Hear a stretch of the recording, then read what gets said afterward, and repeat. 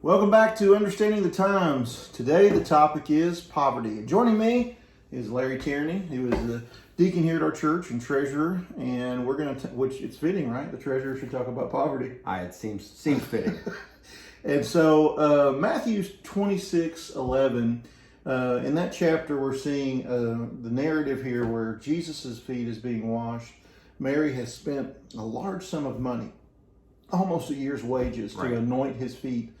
And Judas becomes very jealous, says this money should have been sold for the poor. But now Judas's motivation, we find out, really is what? He wants to pocket it, right? Yeah, he's pretty self-serving.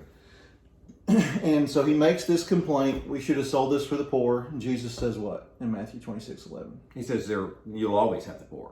You won't have me forever. So you won't have me, but you'll always have the poor. So here we are in 2020. Do we still have poor people 2,000 years later? We always have poor people. So, what is the principle you think Jesus is getting at here? I think there's priorities. You know, the opportunity to learn from him, to appreciate what he was here to do. He understood that was a short time, and that our obligations to the poor did not go away, but we had to prioritize what we did and who we served. And obviously he was looking for their fealty, and at that time, above being distracted by poverty. He also knew Judas's heart, so that does help, doesn't it? If you could see directly in. What if they had glasses where you could just see into people's heart? I would not want them. All right. The Bible also seems to indicate there can be an animosity towards the poor that people have. Proverbs 14:10 tells us the poor is hated even by his neighbor.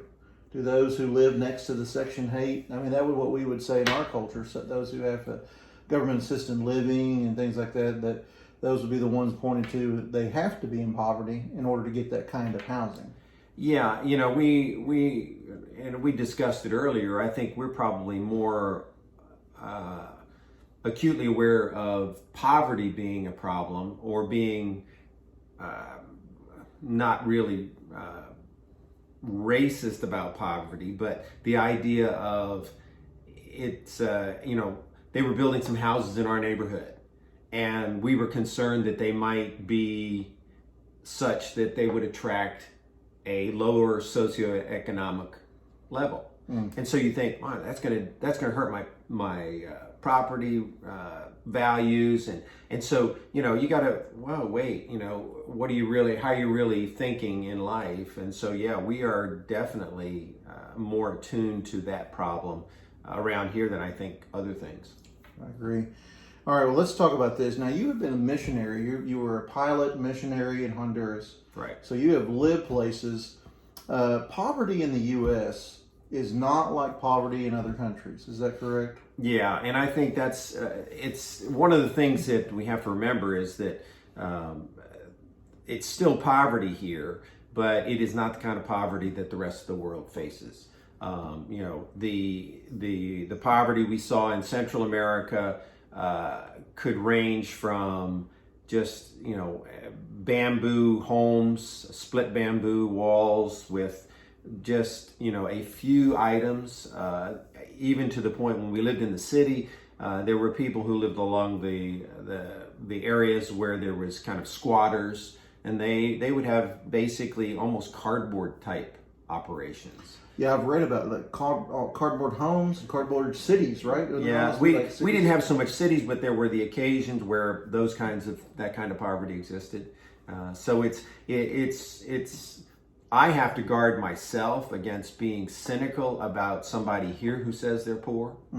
It's like, yes, they are poor. I can't really compare that and say, well, I've seen real poverty. You're not really poor. But I have to temper that. Just to be clear, what you're talking about is people who are living on less than $1 a day. Many cases, poor, yeah, right? Yeah, oh yeah. Where their primary diet's probably consisting of rice and beans, maybe, if they're lucky. Yeah, that's pretty much, yeah. And that's how they kind of get by, and living in sub-quality shelters, we'll just say that, to say the least. Yeah. All right, let's talk about the nature of poverty. where does poverty come from, and how should we think about the nature of poverty? How do people get into poverty? Well, I think obviously poverty is a result of the fall and sin. We were created in the image of God, and we all had, until sin, I mean, things were pretty rosy. But sin is just the nature of what we see in our society, where some have more than others, and that's not to cast aspersions on those who have a lot, but we're not the same, and that is a result of sin. Right. Now, sometimes folks think that the reason someone's poor is just because they won't work or they're lazy. We can say that Bible does say that is a reason for poverty. It says, the sluggard turns in his bed as the door turns on its hinge, and it makes it clear. Paul even says you don't work, you don't eat. There's a very clear biblical principle. Let's talk for just a second about the relationship of work and poverty. Is work something that is always directly tied to, or people who won't work, to poverty, or are there other reasons people may find themselves in that? Well, obviously there are people who don't want to work. I think that again, sin makes us probably lazy, but I would say that poverty can come from what you've been taught or what you've learned from others. There's a certain level of people who just will do just enough and no more. But it has many different sources. Some people are physically unable. There are people who are poor through no fault of their own. But then there are others who choose it, whether willingly or unknowingly choose it by life choices, and there's lots of reasons. We're actually seeing we're going to talk a little more about this in a minute, but what we call generational poverty, where poverty is passed from one generation to the next. Our teachers in the local schools, right? What do you want to be when you grow up, right? You were just sharing with me that you have friends in teaching. What do some of the kids say? Well, there was one incident related to me where a teacher asked, and the student said, what do you want to do when you grow up? What do you want to do when you graduate, kind of thing? And they said, we want to draw. I want to draw. And, so you immediately think, well, there's probably a place for artistic talents, but it was a different kind of draw. It was drawing a check from the government. So this was a life ambition. And it was, I think that one could be attributed to something they'd seen in their family. Passed down, yeah. I agree. Well, we would say this definitely. Poverty is an acute lack of necessary resources at some level. There's a lack of resources that are there. Right. There are also different types of poverty. There is physical poverty, and the Bible even mentions spiritual poverty. And you can even have those that are in both poverty. They're both in spiritual and physical poverty. All right, what about God in poverty? What is the Bible? What are we seeing biblically in God's instruction to Israel? And then we're going to talk about with the church and how Israel was to handle the poor they had, and how the church is to handle the poor, either within the body or in the surrounding community. Well, I think even, there are definite parallels between how Israel had to deal with the poor and how the church should deal with the poor. I think that it is not a bad thing to say the priority is, in Israel was to take care of the poor in Israel. And I think the same would be said for the church. The church has a direct responsibility to anybody who is a part of the fellowship to take care of their needs first. And that's not to say, we're not going to look at the rest of the world, but I think that is just the structure of how it's supposed to be done. And I would say that may be a misconception in our community, because we get daily calls wanting help from the community to the church. And I think I'll say this to you. We could empty Grace Baptist Church's entire checking account into our community, and I don't know that we would have made much of an impact. Right.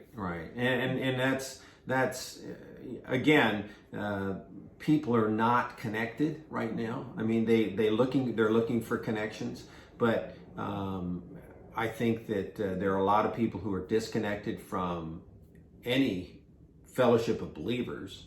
And so they figure, well, the churches, they care about people, so they'll help me. It may be appropriate to help some of those people when they cold call. But generally speaking, that's it's difficult to gauge the veracity of those needs. That's right. And then you were telling us here about the church too, right? Then we have we see this in Acts, right? That it says that no one in the body there in Acts went without. Everyone gave so that every person who is part of the body, their needs would be met. And I think that you're right in saying that we have first an obligation to the body, and then there's an extension. You were bringing up even in the Old Testament, there were clear laws, right? Like we see this practiced, and Leviticus talks about that. It's in the outline we've given you all. And Boaz was gleaning in the field, right? And he left he was, reaping and left some of the gleanings for Naomi and Ruth. Right. So there was practices in place. They didn't have Social Security and some of the things we have, but they had things they were commanded to do, and many in there observed that. But you pointed out something, though, important, though. Did Israel have a responsibility past Israel? There doesn't seem to be a lot of they were supposed to be an example to the world, and I think that but there was not they were maybe even more closed off to the rest of the nations, as it were, than the church is. The church has more of a responsibility, I think, to reach beyond themselves than the nation of Israel did. But even still, they were not to abuse the poor of any nation, I don't believe. But as Christians and in the New Testament, we have a mandate to go beyond ourselves. And so that's probably a little bit different there. All right. Is it fair to say that God does love the poor? Oh, absolutely. Sure. Could we actually say, too, that there are some things the poor understands biblically, some biblical concepts those in poverty understand better than those of us in the middle, or maybe even past us into a rich socioeconomic status? Oh, yeah. And I think that, it is just, the camel in the eye of the needle kind of thing. It's difficult for somebody who has their physical needs met abundantly to see their spiritual needs. They do go hand in hand sometimes. There's usually, when people have physical needs or financial needs, they become better prayers. It is a difficult way to learn about God, but I think that the poor do have insights on the provisions God makes better than those who have much. I would agree with that 100%. So, as Christians, we should respond in a similar way, seeking as best we can with the resources we have to love first and foremost those in the body, and then those that surround us. Here at Grace, we make several efforts to do that, particularly around the holiday season. We've got several ministries, and if you're interested in that, we'll talk to you more about it. But for the sake of time, we're going to move on now. Let's go back to the 60s for a minute, Larry. You want to? Yeah. Remember the 60s? I do Larry? remember the 60s. I don't. I wasn't around. But in 1964, President LBJ, it's Larry, that's Lyndon Baines, Johnson, declared war on poverty in January of 1964. At that time, the U.S., and this is again according to how it was defined, but they defined and found that 19% of Americans were living in a state of poverty. Almost, I guess, by their definition, that'd be a fifth of the population in poverty. Close to it. A large concentration of which could be found here in Appalachia. Right. And so today they would say it's around 10.5%, again, according to who's defining it. But would we say his war on poverty was successful? I personally wouldn't, just because, again, what defines poor is always a little tricky. And, we don't really, we still see, if we can ride around our own community, and we can see that poverty has not been eradicated. Some would say, well, it's an ongoing battle. I'm not sure that, I'm not sure the way we attack it is appropriate, but it has not been remedied. Right. There was some growing cynicism on really what President LBJ did was put more of a welfare state in place in the 60s in the areas of healthcare and different programs, food stamps and things like that. President Clinton in 1996 claimed that there would be an end to welfare as we know it. And I'm not sure that was accomplished. Yeah, like I said, there were some changes made where there were some obligations to those who are on welfare to work, kind of thing. I don't know how successful that was or how successful it might be to this day. I really haven't studied that extensively, but the problem has not gone away. And we're going to just circle back to land the plane here on where we started, and that was with the words of Jesus, right? The poor are always with you. Always be with us. And I think anytime as Christians we see a president stand up and say, I'm going to completely get rid of all the poor, I guess we would say, I don't think so. No. Yeah, and just as kind of in conclusion, one of the things that I mentioned earlier, I think that